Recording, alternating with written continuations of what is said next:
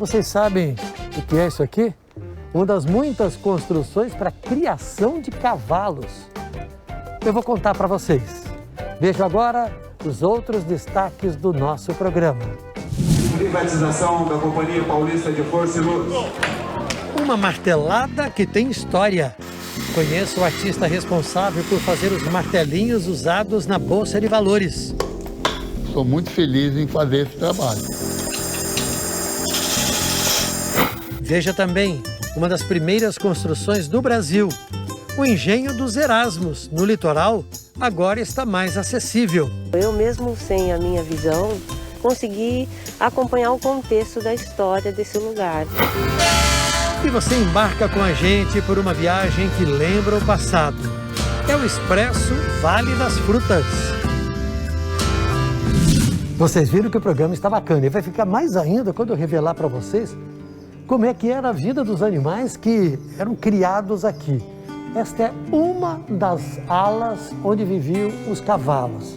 Eu calculei que talvez existam 40 por aqui. Dá uma chegadinha. 2 ou 4 animais viviam num lugar como este. É espaçoso, olha. 1, 2, 3, mais ou menos 4 metros de largura, um pouco mais de comprimento. Aqui o coxo, o alimento do cavalo era colocado aqui. Ele tinha todo esse espaço. Aqui ficavam mais 1 ou 2 animais, o coxo. E vejam a profundidade. Olha o tamanho. Quantos animais podiam viver num espaço como este? Nos anos 40, aqui era uma área de criação e treinamento de cavalos de corrida para o Jockey Clube de São Paulo. Por isso, o nome do parque. Nos anos 40, a região estava começando a ser ocupada. São Paulo estava para lá do Rio Pinheiros. Depois, toda esta região aqui cresceu. Mais recentemente, em 2014, a prefeitura tomou posse da área e em 2016 a transformou em parque, preservando todas as características históricas. A ideia da prefeitura é usar todos esses espaços como oficinas culturais. Com a pandemia, o projeto parou. Vamos ver quando ele será retomado. A gente muda de assunto agora e vai para a Bolsa de Valores, mas não é para falar de negócios, não, deixa isso para lá. Vou falar de um martelinho. Este sim, sempre aparece quando são fechadas grandes transações. O prédio da década de 1940 fica no Centro Histórico de São Paulo e desde 1992 é a casa da Bolsa de Valores do Brasil. Hoje, com o pregão eletrônico, o hall principal fica livre, mas nem sempre foi assim. Com a consequente privatização da Companhia Paulista de Força e Luz. Lá no começo, era este o púlpito onde se dava a largada dos negócios e depois o encerramento, sempre marcados pela batida do martelo. O último pregão presencial foi em 2007. A partir daí, o martelo saiu da cena diária e passou a ser usado somente em ocasiões especiais. Os grandes leilões para a compra de aeroportos, rodovias, ferrovias, linhas de transmissão de energia e o que mais estados e municípios decidirem vender para a iniciativa privada.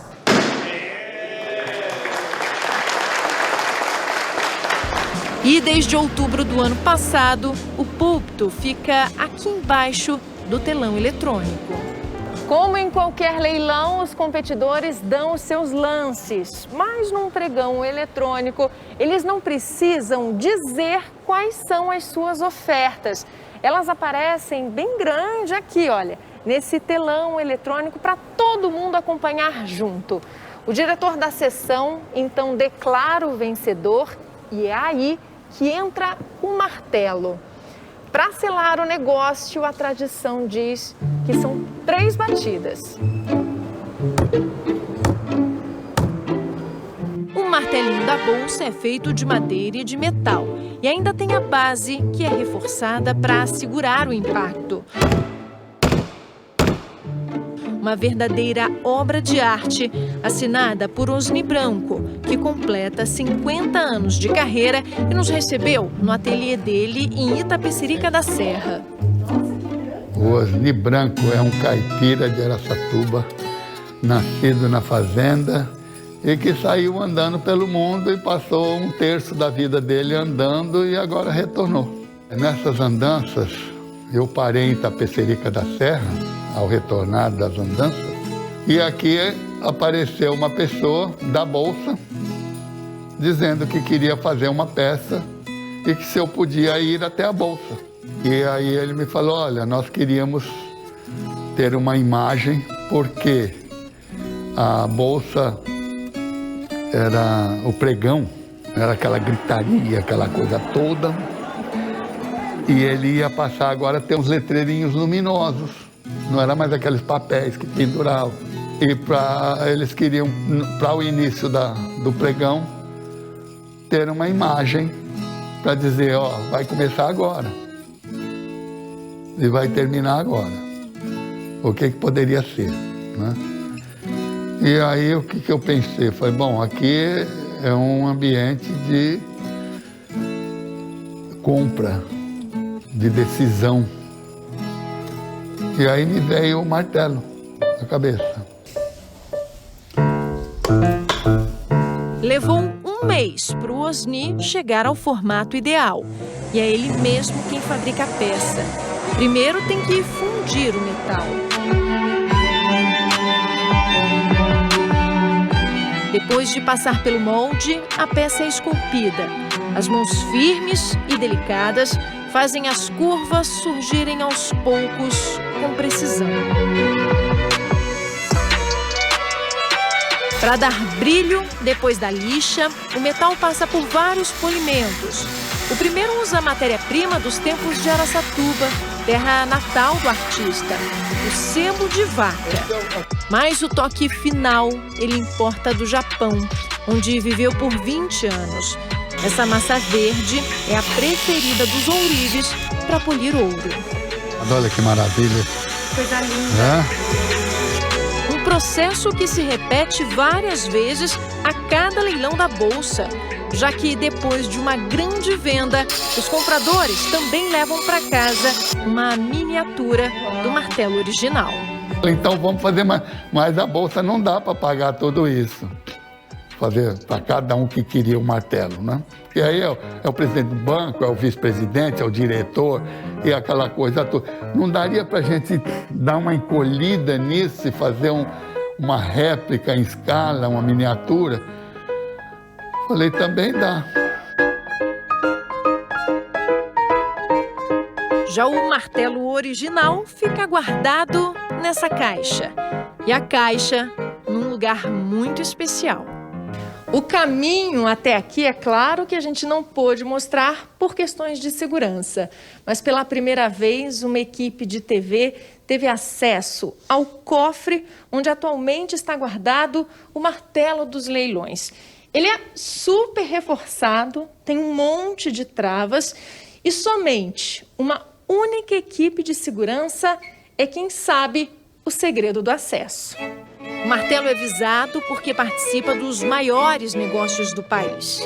O martelo, ele é um símbolo de fechamento de um negócio ou da tomada de uma decisão, como nos julgamentos, há muito tempo. Os juízes batem o martelo, os leiloeiros batem o martelo. É o fechamento de anos, às vezes, de trabalho. Né? Quando você faz a privatização de uma empresa, a concessão de um aeroporto, muitas vezes são décadas de trabalho. E as batidas ficaram mais fortes e que ele precisava fazer com que o martelo durasse mais. Mas o que aconteceu? Ele chegou a quebrar? Então, o martelo, não. O martelo ele foi feito para resistir às batidas. O que quebrou foi a base. A martelada foi do ministro da Infraestrutura em abril, durante o leilão de 22 aeroportos brasileiros. Só que no outro dia de manhã tinha mais leilão, ia ter que bater mais o martelo.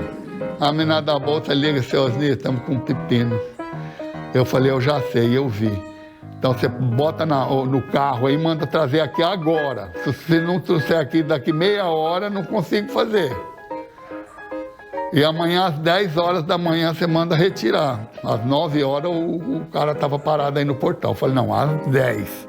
Não secou ainda. E nós aqui com soprador de cabelo e o diabo para secar o verniz da base. Aí rodamos a noite, né? O martelo original ficou maior, a base também, e tudo mais resistente. Então esse daqui vai segurar muitos negócios daqui para frente. Com certeza. A ideia é que ele demore um pouco para se desgastar, ainda aqui com muitos projetos pela frente. Como é que o senhor se sente com esse reconhecimento? Olha, eu me sinto muito bem. O martelo é uma peça de decisão. Sou muito feliz em fazer esse trabalho.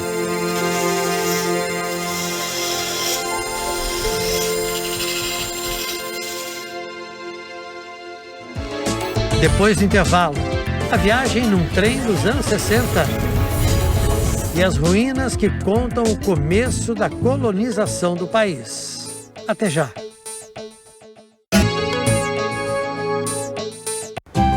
Estamos de volta com a Antena Paulista nesta manhã de domingo.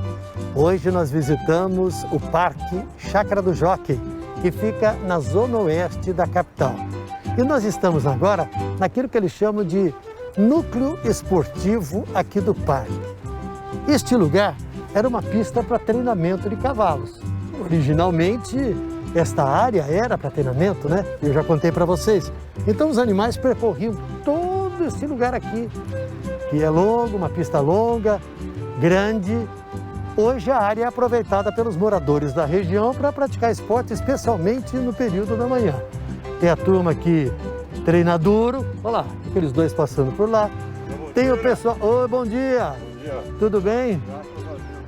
Tudo bem, o pessoal vem caminhar por aqui, encontrar os amigos e aproveitar o lugar. Afinal de contas, nós estamos numa área extremamente urbanizada e no meio tem esta parte verde com espaço para aproveitar e curtir. Especialmente no período da manhã, o movimento é maior. E nos fins de semana, lógico. Aqui também tem um skate park e é bem legal. Dá para praticar a modalidade street, onde os atletas fazem manobras acima do solo. E deste outro lado tem o bowl, onde eles descem com tudo e saem se exibindo em manobras arriscadas de um lado para o outro. E não falta gente para aproveitar o espaço. O dia todo é assim. Sabe quem vem aqui de vez em quando? A Raíssa Leal, a fadinha. Prata nas Olimpíadas de Tóquio. A gente tem imagens dela descendo o corrimão, fazendo um monte de manobra que só ela. E mais pista de caminhada. É esporte para todas as idades. Enquanto o pessoal continua aqui no parque fazendo a sua atividade física, a sua caminhada, nós vamos até Santos. Uma das primeiras construções comerciais do Brasil, o Engenho dos Erasmos, é um bom lugar para você passear e conhecer um pouco da história. E as ruínas agora estão mais acessíveis. Conhecer um lugar por meio do toque, mesmo sem poder ver. No Engenho dos Erasmos, isso é possível por conta dessa maquete, desenvolvida para quem tem deficiência visual. Para que essas pessoas tenham acesso a esse, que é um marco histórico, e também para que pessoas, mesmo não deficientes visuais, tenham também um equipamento educativo como forma de conscientização sobre a diversidade que nós temos na nossa sociedade. O local guarda um pedaço da história santista, principalmente do início da indústria açucareira do Brasil, e recebe cerca de 10 mil visitantes por ano. Olha, o Engenho dos Erasmos se não a mais antiga evidência física da presença portuguesa no Brasil, pelo menos uma das mais antigas. Ele foi construído a pedido de Martim Afonso de Souza em 1534.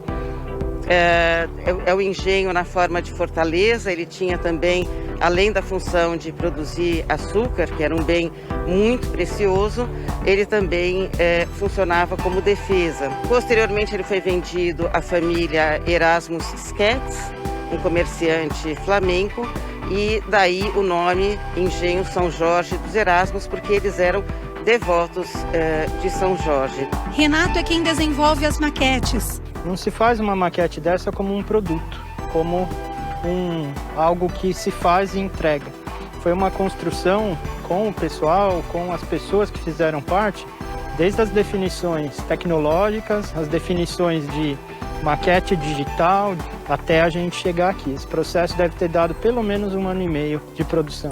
O trabalho é minucioso e todo feito em uma impressora 3D. A grande vantagem da impressão 3D é isto, da gente ter um material mais rígido, que favoreça o toque das pessoas com deficiência e sem deficiência. E aí tem um trabalho também manual. Não é só porque existiu a impressão 3D, a gente é isento, por exemplo, de fazer as pinturas, de estabelecer os contrastes táteis. E esse ponto, as pessoas com deficiência ajudaram muito nessa definição do projeto. O sentimento de quem toca maquete pela primeira vez é de inclusão. Há 15 anos, Ercéa perdeu completamente a visão.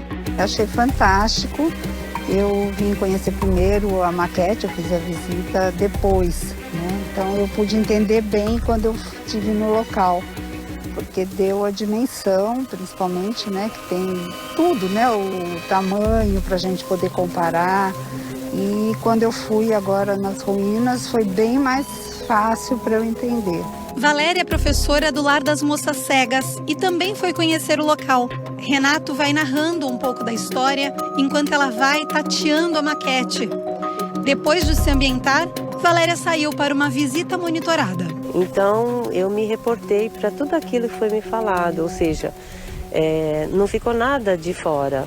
Então eu mesmo sem a minha visão de uma forma completa, eu tenho bem pouquíssimo resíduo visual, mas eu pude perceber as ruínas, perceber que elas são largas, as muralhas, né, eram bem largas, onde era o engenho. Então, assim, eu consegui acompanhar o contexto da história desse lugar.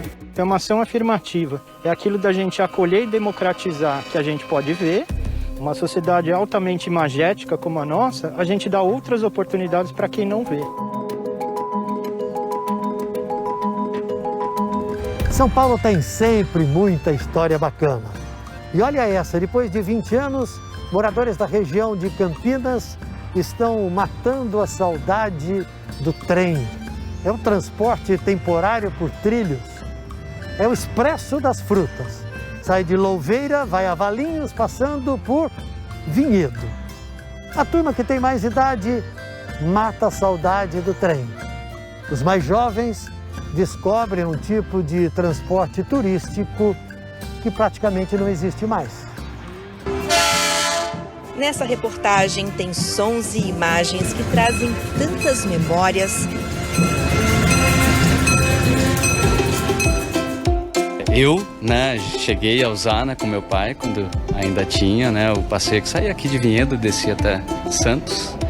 E estamos aí, relembrando, o passado, Relembrar é viver, Que bom que agora eles vão voltar a ter a oportunidade. Estamos ansiosos, né? Sim! Você acha que vai ser como esse passeio? Legal! É? Por quê? Porque vai ter comida. Para compor o cenário, banda e até dama antiga. Nós somos de 100 anos atrás.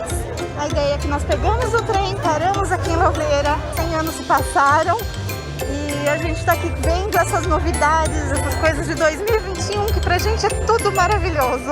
Todos os vagões originais, na verdade carros de passageiro originais de diversas ferrovias, eles são da década de 50, 60, mais novinho na década de 70.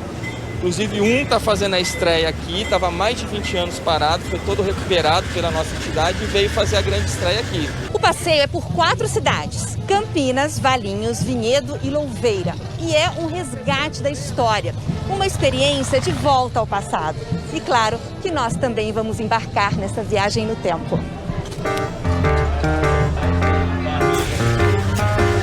Muito obrigado! Os tickets de papel dão ainda mais charme ao passeio e aumentam o saudosismo. E é bem igualzinho que era. Para lembrar mesmo, né? Uma recordação muito legal.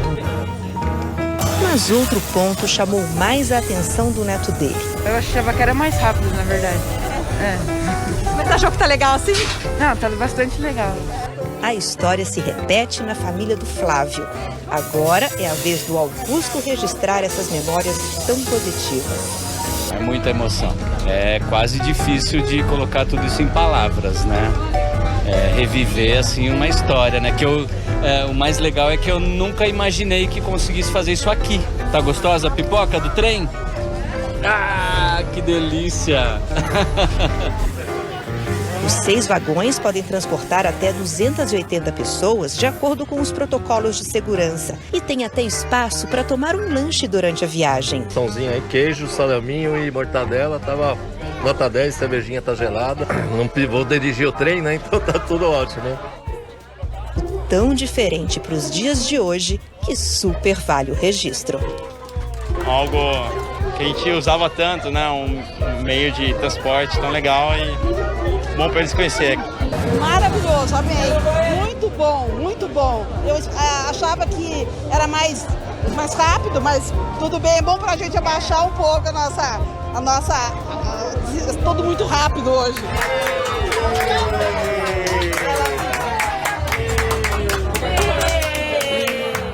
As viagens vão só até o dia 12, então se você tem interesse em participar, tem que correr.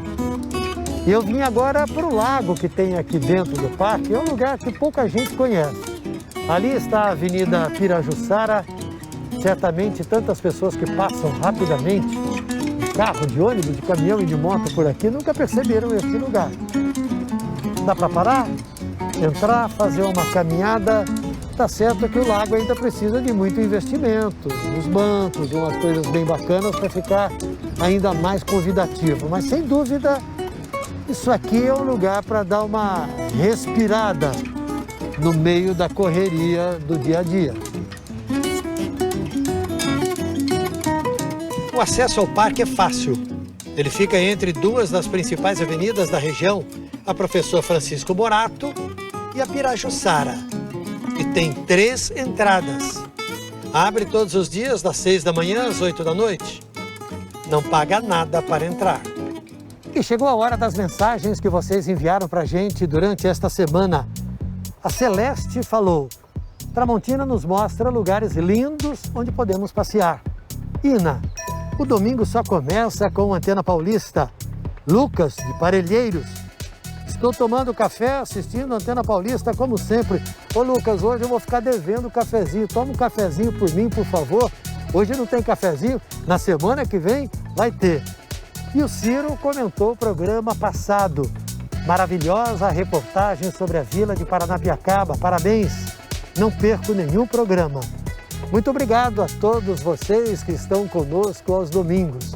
Para escrever, o WhatsApp é o 941042222. E para rever o programa, aí você vai ao Globoplay. O Antena Paulista termina por aqui. A gente volta na semana que vem. Tchau!